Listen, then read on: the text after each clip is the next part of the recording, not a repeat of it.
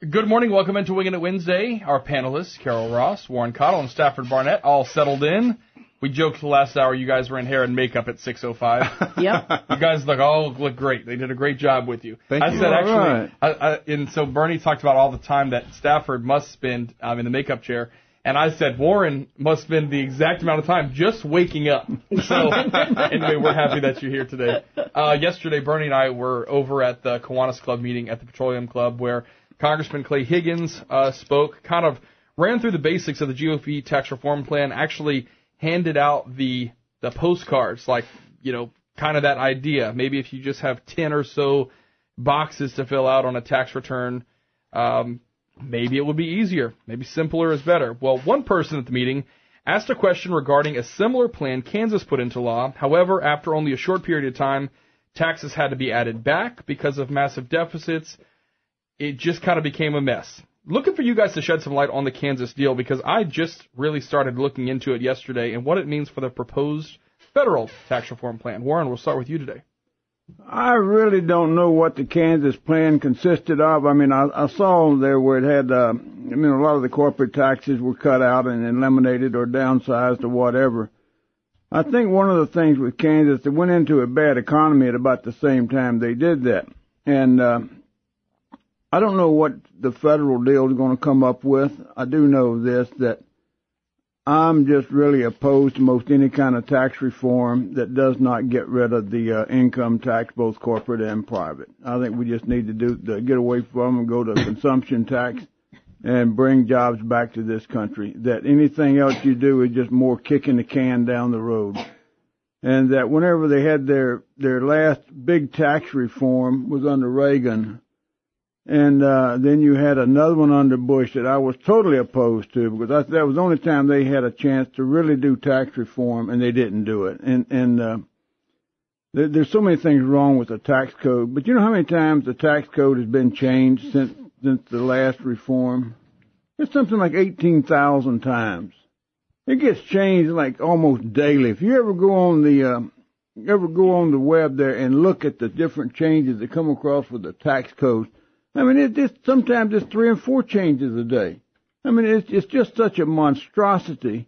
And, the income tax costs us jobs because it adds to the cost of doing business. We're about the only country out there that taxes your worker on their productivity. And if we got rid of that and went to a consumption tax, national retail sales tax, that means then that our workers would not be taxed. But we're going to be taxing all of the stuff that comes in from China, Mexico, and everywhere else at the same rate. All right, Carol, your thoughts on this. Is it a microcosm? Is Kansas a microcosm for the federal government and federal tax proposals? I would be very careful in trying to draw parallels to Kansas. There were a whole range of things, including, as Warren pointed out, the downturn in the economy concomitant with that. But, they only, as typical, they had this package, and they only implemented part of the package, which really was a problem. The legislature was supposed to, the plan that was enacted was not the plan that was proposed, as usual. The legislature refused to change some of the exemptions that needed to be changed that were plugged into how the whole thing would balance out. They raised spending. They continued to raise spending. They never got a handle on spending, which was also part of the deal. Sound familiar? I mean, every time they say they're going to give tax cuts, well, we're going to do spending, and they never, ever seem to reduce spending. Also, what they did, they took the taxes completely away from what they call pass-throughs, which are taxed sort of like a subchapter S, which is taxed not as a corporation, as individuals, as personal taxes. And so, but I think the most important thing was that they didn't balance the tax policy. Tax policy is very complex. It has a lot of moving parts. So trying to draw a parallel to what Trump is trying to do now, which essentially has worked twice before under Kennedy. It was slightly different under Kennedy, and under Reagan. It was very similar to what Reagan did. And unleashed about a 25-year period, including the Clinton years when the Republicans took over Congress and got significant workforce reform into the welfare system. So, again, a lot of moving parts. Trying to draw the parallel is a problem. Stafford, go ahead with your thoughts. So, the whole snafu with Senator Corker from Tennessee came from this Trump tax policy, right? He comes out and he says, hey, this is what we want to do. And Bob Corker said, hey, we're not going to do any taxes that add anything to the deficit. Initial estimates say that you'll add $3 trillion to the deficit right off the bat. And this is just kind of one of those things that, when you look at who's pulling the strings with Trump, who he's listening to, guys like Tom Cotton, guys like Rand Paul, some of these guys have great ideas, and on some of the things I agree with them a lot on. On the idea of trickle-down economics, I don't see that working well. We tried to cut our way to prosperity in Louisiana under Jindal, and it was a miserable failure, and we're paying for it since then. And Warren brought up the idea of a consumption tax, and the consumption tax hits a very specific demographic, and that's the poor and the middle class, and that's who's paying for the sins of our elections in the past. So, the Kansas experiment failed. This experiment will fail as well. This is probably not going to even make it to a vote because Corker's made it clear that it probably won't make it out of committee if it's going to add money to the deficit. So I just don't see it happening. Let's take a phone call real quick, and then we will wrap up this topic. Go ahead, caller, with your comments, your thoughts. So I just don't see it Turn down your radio, please, and go ahead. Thank you. Turn down your radio and go ahead. Go ahead with your comment. Yeah, all I hear now is Democrats talking about controlling spending. When the whole time Obama was in there, it was spend, spend, spend. But I think there's got to be a balance. The tax cuts need to go through. That's just my opinion. We need tax relief. It's proven to work. And helping the poor, you don't help the poor by just giving them stuff. All right, thank you. Warren, you started, so you can wrap this up. Yeah, I mean, he said that one of the fallacies that Stafford just said is that my consumption tax that I want to do would hurt the poor more than it would anybody else, hurt the poor middle class. Yes, it's not a fallacy. And the deal is that the fair tax that's proposed said that when you're below a certain level, they'll just write you a check that would offset whatever sales taxes you're going to pay. Right now, the middle class people, especially if you're self-employed, you're paying probably 35-40% federal tax. You're paying 15.5% tax just in Social Security tax alone. I'm aware. You can go to a 15% national retail sales tax, and people say, well, that's not bad, 15% to when you buy a car. That's right. Instead of paying 40% on the money that you earned to buy the car, you're going to pay 15% on it. You're no longer going to have Social Security taxes coming out, Medicare taxes. It's all going to just be one deal. And you're going to be getting taxes from all the people who are manufacturing the stuff that we used to manufacture here, that we no longer do. I mean, it's the only thing that makes sense. The only thing that makes sense. And that the reason it's not going to happen is because the real control that Congress has, the only real control they have over anything, power that they have, is manipulating the tax code. 7:16 now. Service Chevrolet Cadillac brought to you by News Talk 96.5 KPEL. Welcome back to Wingin' It Wednesday, Acadiana's Morning News. Carol, you want to wrap up the last comment? Well, Stafford said that Jindal, cut spending, cut the budget. Name one year that the budget was cut, and they never cut spending. I mean, the budget has continually gone up in Louisiana year over year, but never cutting the spending, and it never has kept up with the economic output. Economic output is still anemic, and the spending far exceeds the economic output. So there's your problem right there. All right, let's move on. The fallen soldier of Chief of Staff General John Kelly in the news this week on the heels of statements President Trump made regarding if and when previous presidents have reached out to Gold Star families. We see some Democratic Congress members speaking out actually after another incident last night. And, is Trump an easy target? Probably. But it might have a lot to do with people wanting to even go into the military because of this, because of the back and forth. Carol, what are your thoughts kind of on this? What should the president's role be? When should they do it? And should we even be discussing it? Well, I don't know what military enlistments are right now, but if Obama didn't drive them out, nobody will. So I don't think they have a problem with Trump. I think they understand that Trump has their back. He may make some misstatements, but I think he's been very responsive to military families, and I think he has a great heart for that. I think his reference was to his Chief of Staff, John Kelly's family, not getting a visit or any message from Obama when his son fell. Eventually, they invited them to a White House dinner for Gold Star families. So that sort of made up for it. But I think that's what Trump had in his mind, that Kelly and his wife did not receive those kind of visits, condolences, whatever. I think this is a side issue, as usual, as most things are with Trump. The real work is being done for the people, and I think that all of these are distractions that in some ways work to his benefit. He's managed to get a lot of regulations pulled back. He's managed to get some legislation passed. And in terms of tax cuts, I think the corporate tax cut is the one thing that I think there is bipartisan support for. So I think that may just go through. Is this a side issue? I don't know. I think it's important to those families, certainly. But I think Trump has his heart in the right place in terms of that. Stafford, your thoughts? We've been at war for a long time. And it's tough that we're still making this phone calls. It's kind of heartbreaking. I think I was, 18, 19 when we went to war in Afghanistan. And so we've got kids who've grown up their whole life with America at war and have never lived in a time where we've been at peace. These guys dying is tough.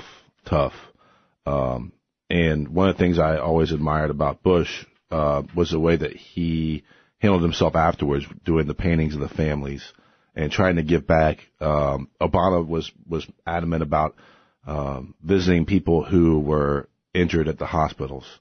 And it's tough to be the president and know that you're sending people to war, when you have empathy and you realize that people are going there and they're sacrificing. And I think that Trump doesn't have the necessary empathy to be, the right leader at this time. And, there was so many, arguments in the media over whether we should have cameras at the caskets, and Trump's getting thrown under the bus. I will say that for not being there when these officers from Niger arrived, but to call and go, hey, the guy knew what he was in for, to the family, to a 25-year-old woman who's got two kids and a third on the way, whose husband's going to have a closed casket funeral because we don't know the extent of the damage. It's kind of tough. And look, he may have had all the best intentions in the world, but because he's inarticulate and he's non-presidential and he's bad at caring for others, it flopped. Warren, you probably know about this and may have the best view of any of us in the room here, due to your background and your classification status as a veteran. What are your thoughts about this and how it affects people who are willing to put their life on the line? First of all, did you say you went to war in Afghanistan? No. Oh, I thought you said you did at 18, 19. So when it started. Okay. Look, here, this is the real point about it, that, what is the president's role? The first role that the president has is to, by God, not commit troops into harm's way, into combat, unless you have a plan for victory. Unless you have a plan for victory. General MacArthur said it best when he said, in war there can be no substitute for victory. And that if you go back, we have not done that since World War II. The rest of the time, even in Vietnam, they said, when will we win? And one of the big generals said, well, we're not here to win. Well, if you're not over there killing people and getting people killed to win anything, then why in the hell are you there? And I think that would be the first question that I would ask the President of the United States if they called me that my son or daughter had been killed. And, my first question would be, what was their mission? When are they going to be able to come home? When are they going to complete that mission? You tell me that, Mr. President. I think this is the first president we've had who is willing to do that. And what he said when he campaigned is that he's going to put it in the hands of the generals, in the hands of the Pentagon, which I'm not so sure that's the best thing to do, but at least he said put it in their hands and have them come up with a plan for victory, which is what he said about getting rid of ISIS. Have a plan for victory. You got to first of all define the mission, and there is no draft, and it makes you wonder why people would join the military today. It also makes you wonder why people don't. I think that's two good topics. We're going to wrap this up. Well, first of all, the comment that is attributed to Trump, I think that came from a secondhand report. I don't know that that's been verified, and so I'd be careful about that. With all of the things swirling around Trump, trying to bring him down, I'd be really careful about what I attribute to him. It's been verified. All right, it's 7:25 now at News Talk 96.5 KPEL. We get it Wednesday each and every week. Brought to you by our friends over at Service Cadillac, where it is Wash It Up Wednesday, right there on the lot. I know Bernie's a fan. I know I'm a fan. I love it. Like, it's easy and it's fast, and you can get the fast pass, which I think is great. Yeah. You know, I got one of those, and so you just even say, no receipt. And then you're just in there. Well, you don't want the receipt sometimes. Else, sometimes give me that receipt for the free. Yeah. Because then you're like, oh, it's free. And then you're in there, and you're like, oh, I am not doing this in my own driveway. Yippee! Yeah. 12:12 I'm sorry, Ambassador it really does Caffrey. make me happy. 12:14 Plus Ambassador they have Caffrey. lights, and let's face it, I'm a giant child. Well, and the truth Take is, your kids in there, too. if I'm The colored soap? Yes. It's exciting, right? It's not colored soap. It's white to soap get your with own rubber lights. ducky. It's the lights. You've got a rubber That's ducky. what I'm missing. I'm missing a rubber Bring the ducky. rubber What am I ducky. thinking of? And if you're talking about Gotta Service talk to my Chevrolet daughter. Cadillac, you have to say, Buy Rob's car. Ambassador Rob Caffrey. wants every car. Just off I-10. What is I'm your getting a love new car affair? today, by the way. Okay. Are you really? Do you know Yeah. which one you're getting? It's probably going to be a CT6. Ooh. So anyway, we'll tell you about that next week. He's just an itinerant. You change cars He's like an I itinerant change trucks. Cadillac guy. Yeah, he does, right? So can I go Well, ride in the car? You may. Can we do the Black game car drive to and iron a turning? car. I saw will that say metal flake white. It's 7:26 now at News Talk Awesome. 96.5 KPEL. We're back with more Wingin' It Wednesday next. We see another social media movement happening right now. This week, it's the issue of sexual harassment has kind of been, you know, no matter where you look, whether it's the Harvey Weinstein thing, now there are actually some allegations against his brother that is believed to be maybe how the original story even came out. So the question is, do these grassroots campaigns that people jump on make a difference? Do they know what it's about? And is awareness really enough? Stafford, we'll start with you on this one. I think it's great to bring awareness to it. I think that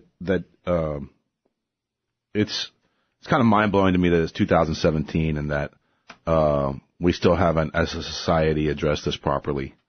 And I'm glad to see that women are having the courage to step up and talk about their experiences because it's kind of shocking to somebody like me or maybe even other people who didn't realize how prevalent it was. And this Harvey Weinstein thing has kind of opened up the door for, just like the NFL kneeling thing, for people to have a discussion about it and talk about it. And I think it's important that we have that discussion and we don't turn away people who are victims of this. I applaud the social media campaign. I think it was started by Alyssa Milano for getting out there and getting people talking about this. We've had some things in government here lately that have set our standards backwards at colleges as far as sexual abuse from Betsy DeVos.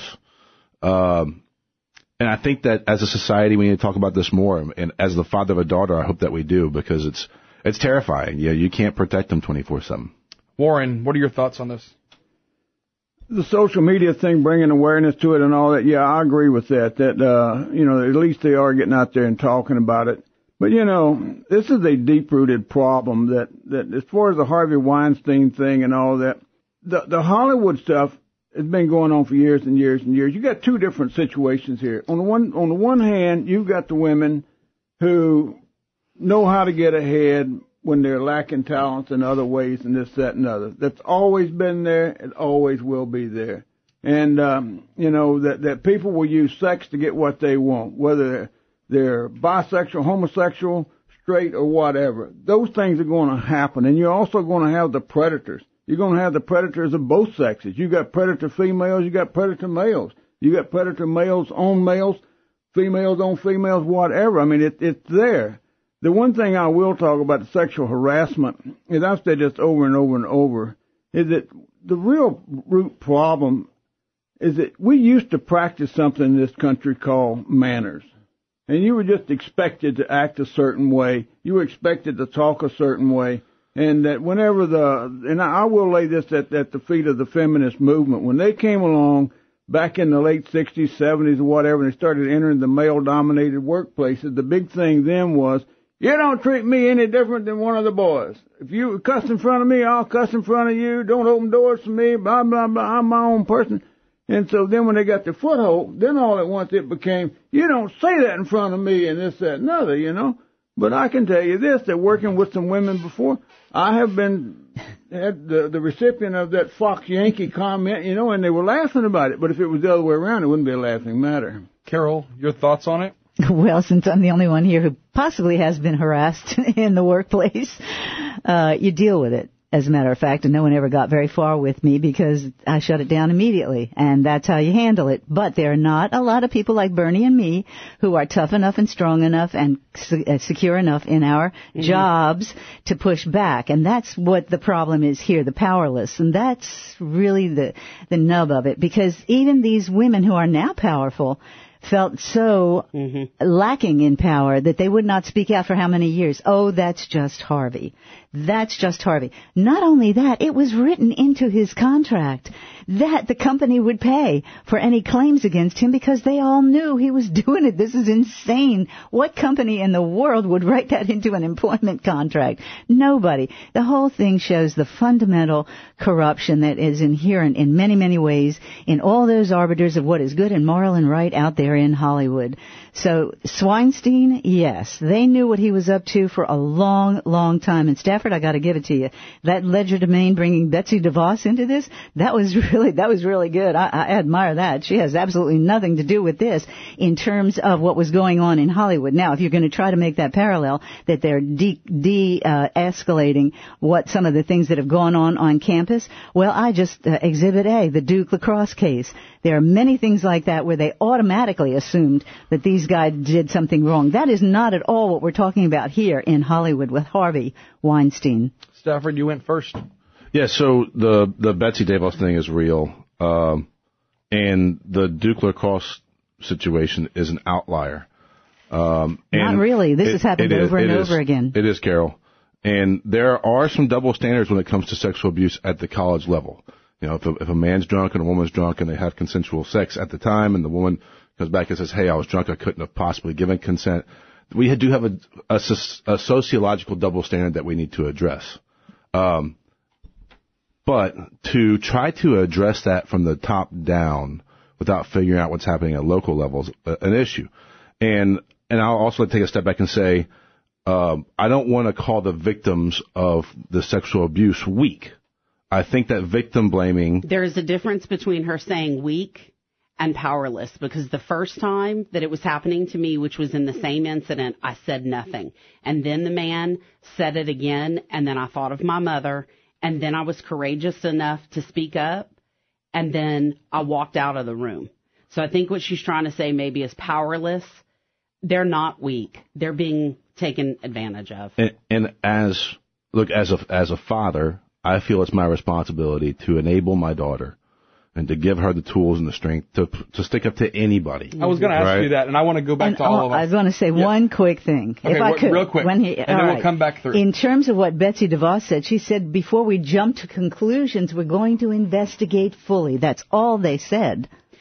Let's just go say this. We're on the topic of daughters, and, Bernie can speak from personal experience, and I have daughters. Do we teach our young girls that this exists, it's not bigger than you, and you do have power? And you will teach them, and I'll tell you what's going to happen. In that moment, you are powerless. Yeah, You're absolutely powerless. We also need to teach our sons.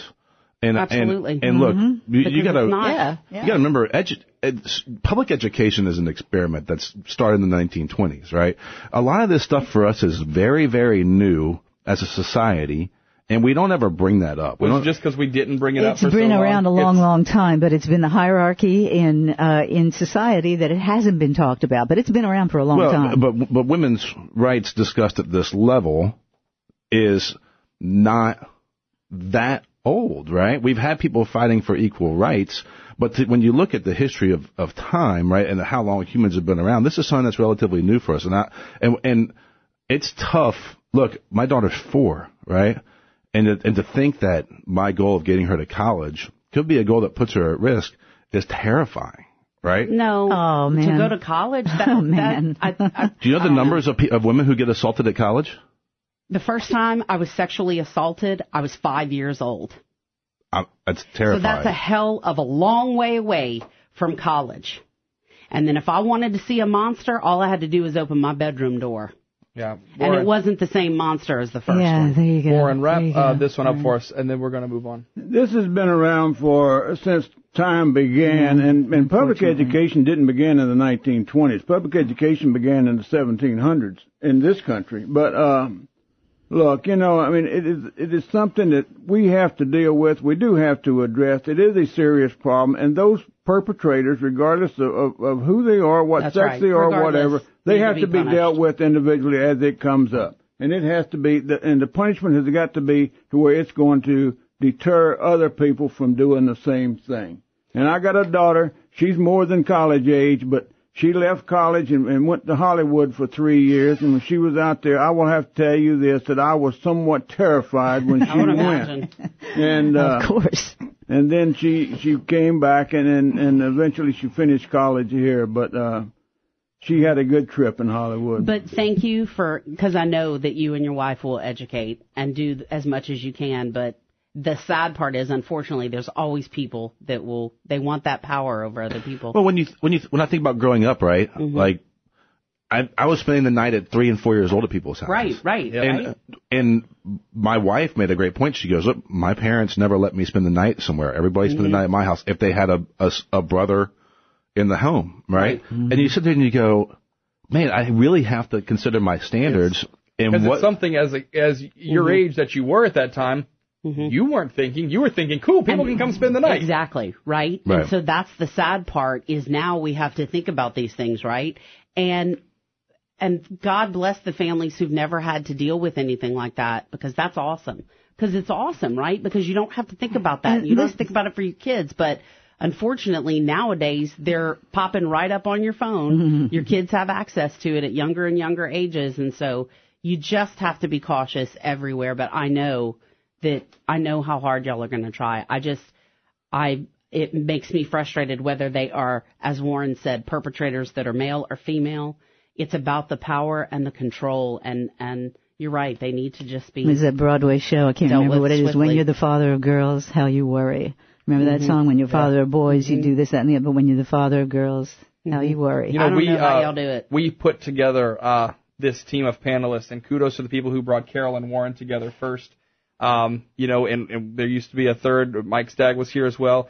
But we have this conversation because we can sit in this room and we love each other, and we can have these conversations and we can disagree ideologically, but these are questions that are really hard to have.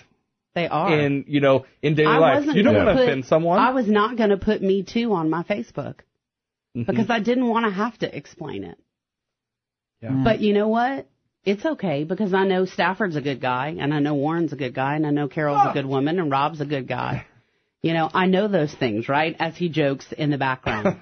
Right? in one way, this is a good thing because it does allow people, it empowers them to speak about whatever happened to them. You understand? And because everybody's situation is different. That's right. And it's a shame whether you have girls or you have boys or a mix of both, that you have to constitly be on guard 24/7. Yep. I don't know how you parents do it. Because I would be let me tell you, women in sales especially deal with this every day. Absolutely. I mean, I can remember dealing with a client many years ago, and he was after me all the time. But anyway, all I said was, I'm not your type. I would make you miserable. Yeah, exactly. And men in sales have to sometimes compete against those unscrupulous women who are in sales. Oh, boy, Warren. The parallax view. We have about 7 minutes that we've kept on the side to talk about the economy locally.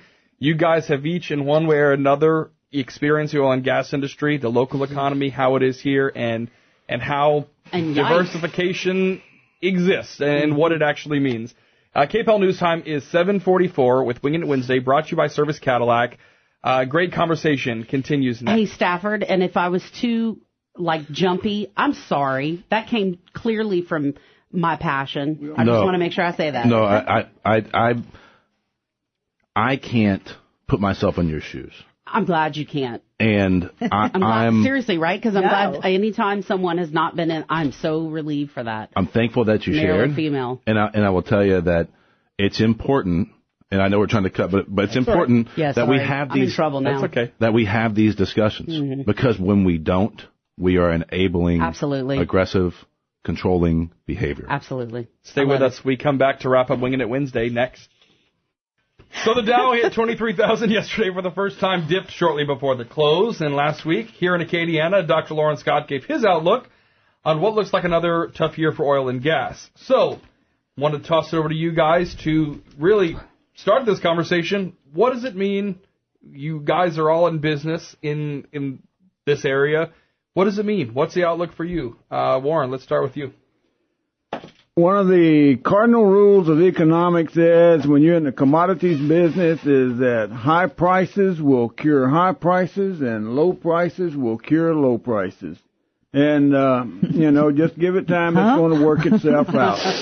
It always does. It's the supply and demand. One of the things that we run into, and especially in the oil and gas industry, is over the years, these investment banking firms, hedge funds and all that, it's that herd mentality of the global economy where that when one company does something, the rest of them have just got to follow suit. So you wind up out there that they're paying $600-700 million to build a drill ship to go out and drill in ultra deep water and all that has got some real kickers of wells out there. I mean that are producing.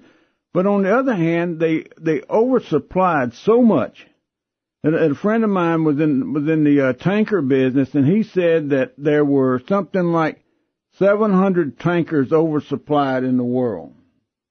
700 more than what they needed. He said, but there are 1,200 hitting the water coming out of shipyards within the next 2 years.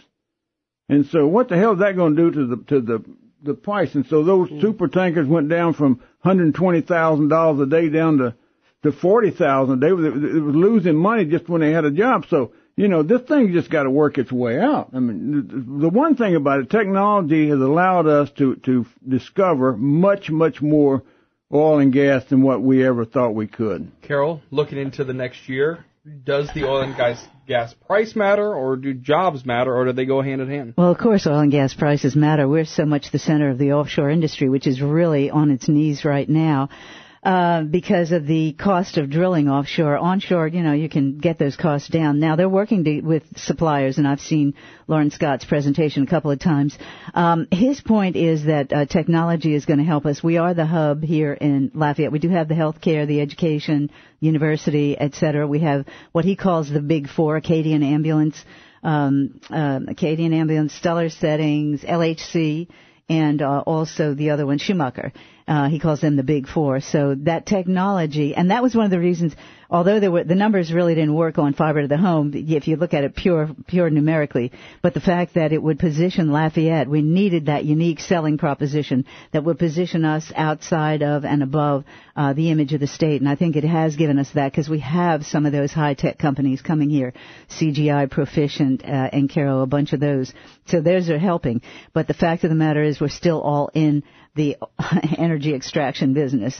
And when that takes the hit that it's taken, we all suffer. And you can see it up and down Highway 90. What is also adding to this, my friend who is plugged into the oil and gas industry, and you ask those guys, well, we have the resources here, but you're going to Texas. Well, Texas doesn't have those legacy lawsuits hanging over their heads with a governor that's empowering the plaintiff bar to go after every oil and gas company. Some of the technology that was presented in the Dr. Lawrence Scott presentation actually talked about fabrication, which is a huge part, driving up and down Highway 90 that you see, a big part of it, and where now there's technology where you don't need a new rig. You can literally pipe it, I don't know how many miles, 50 or so miles away to another one, and use that rig to pump the oil from a different location. Does that matter? I know your industry kind of deals in this and in sales to this. But so satellite rigs have been around for forever. So we're dealing with a market disruptor. First of all, government has absolutely zero control. We keep spreading this absolute uneducated fallacy that government can control oil and gas in Louisiana. It is 100% supply and demand. It's macroeconomics 101. I'll be happy to sit down with anybody and talk about it. So let me just start off by saying we are dealing with a market disruptor. which is our ability to frack, okay? So we've gone in and we've said, hey, we can spend $1 million producing a well. We can find fields. We can put hundreds of holes in the ground. And that's where our oversupply has come from. So under President Obama, we grew our domestic production more than we've ever grown it as a nation, okay? And I'm not attributing that to Obama. I'm just saying it happened during his presidency. And now we've just got too much oil in the market, and we've driven the price down.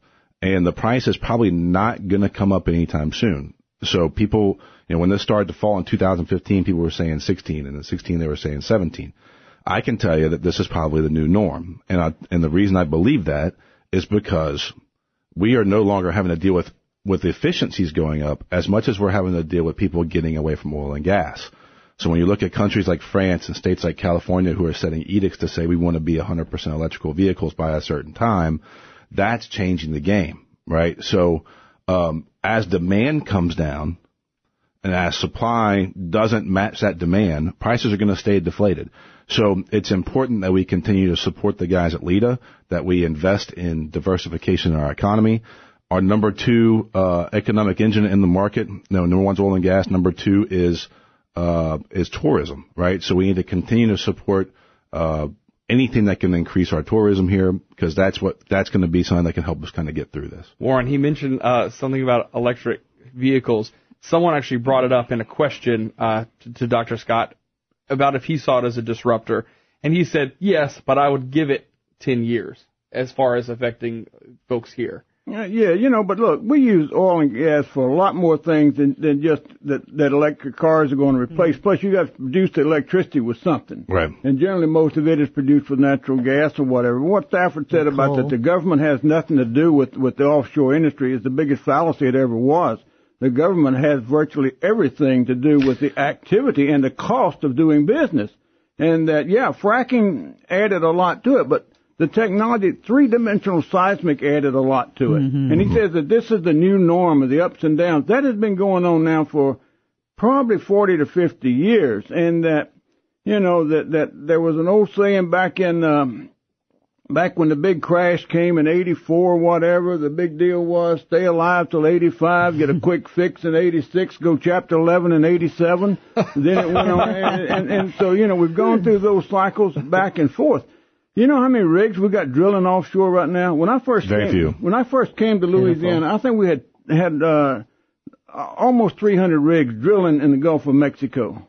I think today there are 13, if I'm not mistaken, that are actually drilling in the Gulf of Mexico. You know how many of those are double derrick rigs? Yeah. And they're drilling multiple wells at once? Yeah, that's right. They're drilling 2 wells at once, and they are... So technology has increased, right? Huh? So the count's going to go down. There's only 13 of those rigs drilling, because you had oil's at $54 a barrel. You had double rigs drilling back then, too. Oil is in the tank because demand isn't where it needs to be. I understand that, Staff. What I'm trying to tell you is that we have started producing a hell of a lot more per well, and we've started discovering a lot more, and fracking is just a part of that. We'll have to leave it there. Winging It Wednesday each and every week, brought to you by our friends over at Service Cadillac, 1212 Ambassador Caffrey and 1214 Ambassador Caffrey. Hey, go get your so-so car washed at the wash today, then leave it there and drive home a Cadillac. Yeah. Hey.